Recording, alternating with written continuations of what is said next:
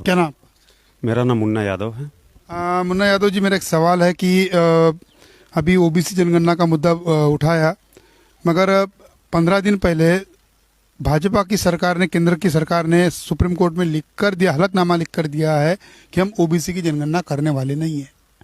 तो इस बारे में ओबीसी के नेता कहीं पर भी रास्ते पे उतरते नहीं दिखते हैं। ऐसा क्यों होता है? ओबीसी के लोग संघर्ष क्यों नहीं करते अपने अधिकार के लिए? सर, पहली बात कि ये जो जितने ओबीसी के नेता बनते हैं वो ओबीसी के हकीकत में ओबीसी में पैदा बस हुए हैं, लेकिन ओबीसी की सोच उनके पास नहीं है।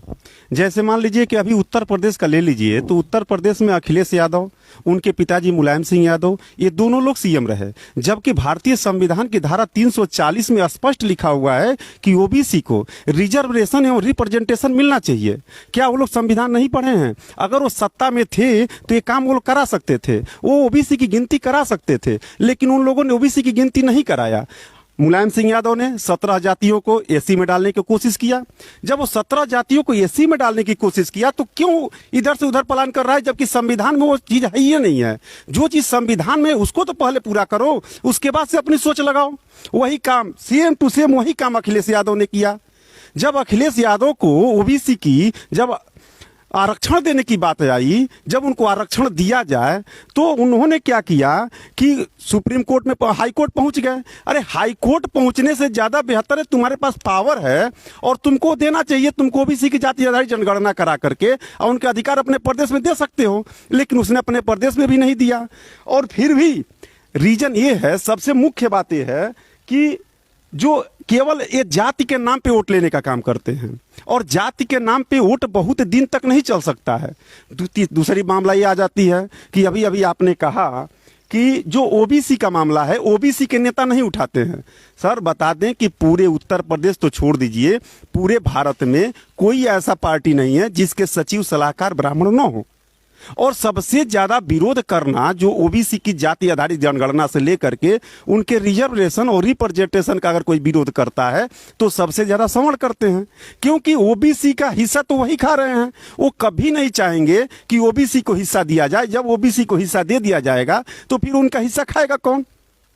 यही मामला है।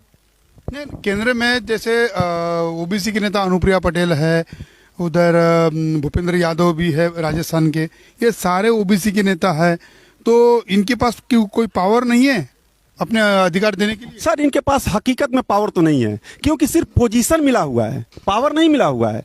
अगर पावर मिला होता तो अपने पावर का इस्तेमाल करते। अब आप एक चीज देखिए कि भारत का सांसद प्रधानमंत्री को ज्ञापन दे रहा है। अब बताइए इससे बड़ा दुर्भाग्य क्या हो सकता है कि जिस सांसद के पास पावर है वह पावर का इस्तेमाल न करके वो ज्ञापन दे रहा है। अरे जब ज्ञापन ही देना है तो हम लोग तो रोड पे वैसे ही ज्ञापन के लिए घूमते हैं, ज्ञापन देने के लिए। तुम्हें तो सांसद हमने बनाया है, तुमको तो वोट हमने दिया है, तुमको पावर में हमने बैठाया है, तुम मंत्री तक बन गए हो, लेकिन तभी कुछ नहीं कह सकते। हम सीधी तौर पे कह सकते हैं कि तुम्हारे पास पावर नहीं है, सिर्फ और सिर्फ पोजीशन है। तो क्या ये लोग 2022 के चुनाव में ये लोग वोट मांगने आएंगे और समझो देवरिया में कैंडिडेट रहा, भाजपा का देवरिया में कैंडिडेट रहा, यादव कैंडिडेट रहा, तो क्या उनको वोट करेंगे आप? सर देखिए, कतई नहीं कर सकते हैं। अगर हमारे मुद्दे को जो चीज उठाएगा, अगर वह स्टैम्प पेपर पर लिख करके अगर हमारे मुद्दे को देता है तब जाकर के हम उसके बारे में सोचेंगे। अगर स्टैम्प पेपर पे नहीं देता है और केवल वह मुंह से बोलता है, तो मुंह से बोलने की व्यवस्था कहीं नहीं रखी गई है। सर, वो आज बोला कल पलट सकता है, लेकिन लिख करके देंगे। आप देखें, मान लो 15 लाख का मामला आया, लास्ट में हमारे प्रधानमंत्री ने, जो अभी उस समय चुनाव लड़ते 2014 में, उन्होंने कहा कि 15 लाख रुपया देंगे। बाद में अमित शाह ने कहा कि ये तो केवल घोषणा थी या क्या, जुमला था। तो मान लीजिए कि जुमले पर हम तो व्यवस्था नहीं बना सकते ना। हमें अपना, मेरा वोट है, मेरे वोट का कीमत क्या है, इस बात को दिखाने की जरूरत है उनको, और हम दिखाएंगे। हाँ, तुम्हें वोट चाहिए तो ठीक है, वोट ले जाओ, लेकिन हमारे मुद्दे को, जो हमारी समस्याएं हैं, उनको तुम स्टैम्प पर लिख करके दो। अगर स्टैम्प पर लिख करके देते हो तब जाके सोचेंगे, तुम्हारे पर भरोसा करेंगे। भाई मुंह से तो हम कह दिए, कल पलट जाओगे। अब 20 लाख करोड़ रुपए एक दिन में दे दिया गया लोगों को कोरोना काल में। सर, आप समझ सकते हैं कि 20 लाख करोड़ रुपया क्या है? 36 लाख करोड़ तो भारत की बजट व्यवस्था है, और भारत की बजट व्यवस्था से आधे से क्या समझिए कि लगभग 70% तुम एक दिन में दे रहे हो, कहां से दोगे? ये तो लोगों को समझने की जरूरत है ना। और सबसे ज्यादा इस देश में जो 4 पिलर हैं उसमें सबसे ज्यादा अगर गद्दारी कर रहा है तो न्यूज चैनल कर रहा है, क्योंकि जो चौथा पिलर है वह सही चीज लोगों को नहीं दिखा रहा है। और जब तक सही चीज लोगों को नहीं दिखाएगा, लोग समझ नहीं पाएंगे, तब तक ये कुछ होने वाला नहीं है। तो सबसे पहले जो न्यूज चैनल वाले हैं, उसमें शायद आप भी हैं, तो जो न्यूज चैनल वाले हैं उन लोगों को सोचने की जरूरत है, समझने की जरूरत है और अपने अधिकार को पाने की जरूरत है कि मेरा अधिकार क्या है। वो अपना अधिकार गिरवी रख चुके हैं, बेच चुके हैं, उनकी आत्मा मर चुकी है पूरी तरह से, क्योंकि देश की व्यवस्था से उनको कोई मतलब नहीं है। उनको मतलब क्या है? तो सिर्फ राज्यसभा में सांसद बन जाएंगे और मनोनीत हो जाएंगे। अब देखिए कितने चैनल मालिक जाके राज्यसभा में बैठे हुए हैं। अरे तुम्हारा जो काम है पहले तुम वो तो करो। ये मामले हैं सर, ये सारे मामले हैं। हमारे साथ कुछ नए साथी जुड़े हैं। क्या नाम? सर मेरा नाम शुभम कुमार है।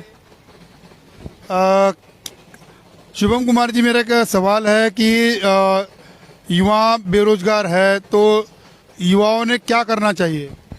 सर युवा बेरोजगार है और आप देख रहे होंगे कई लोग पीएचडी करके भी सड़क पे टहल रहे हैं। तो इसमें जो सबसे बड़ा भूमिका है जो सरकार की है, और उन्होंने जो वैकेंसीज है वो निकालना रद्द कर दिया। कोरोना के पीरियड में आप देख रहे होंगे कि कई सारी वैकेंसीज नहीं निकली।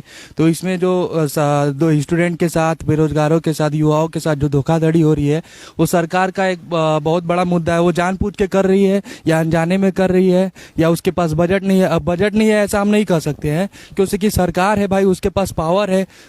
एक दिन में जब वो पूरे देश को लॉकडाउन लगा के रोक सकती है तो बजट व्यवस्था भी कर सकती है। तो ये जानबूझ के नहीं कर रही है या मतलब उसके जाने अनजाने में हो रहा है। तो हम युवाओं को क्या करना चाहिए कि एक अच्छी सरकार जो कि आपके हित में काम करे, स्टैम्प पेपर पे लिख के दे कि हम आने वाले समय में युवाओं को रोजगार देंगे।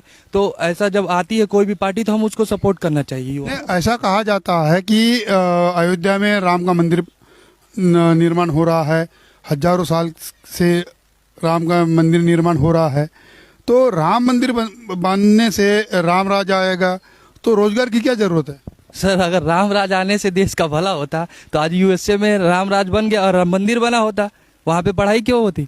वहाँ पे साइंटिस्ट इतने ज़्यादा है। अगर राम राज होता वहाँ पे भी राम की मूर्ति स्थापित की जाती, वहाँ पे भी देवी देवताओं की पूजा की जाती। तो अब हम लोग को ये समझना पड़ेगा कि पूजा पाठ से कुछ होने वाला नहीं है, शिक्षा से ही सब कुछ होने वाला है। जब तक हम लोग के पास शिक्षा है तब तक हम लोग जीवित हैं, तब तक हम लोग प्राकृतिक में ही शिक्षा इम्पोर्टेंट है। और प्राकृतिक में जो ये हम लोग जीवन जी रहे हैं उसके लिए सबसे बड़ी शिक्षा है। अगर देवी देवताओं का अगर यज्ञ पाठ करना होता तो आज बड़े बड़े डॉक्टर ब्राह्मण हैं और बहुत लोग भी वो मतलब बड़े बड़े पद पे है, तो उनको पढ़ाई करने की ज़रूरत नहीं थी, पूजा पाठ से ही भला हो जाता उनका।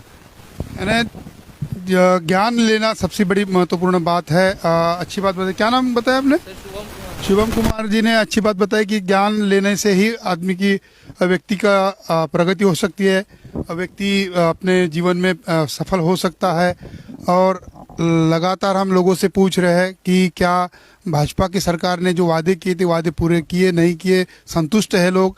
इन सारी बातों पे चर्चा लगातार जारी रहेगी। तब तक देखते रहिए एमएन न्यूज़ उत्तर प्रदेश। धन्यवाद।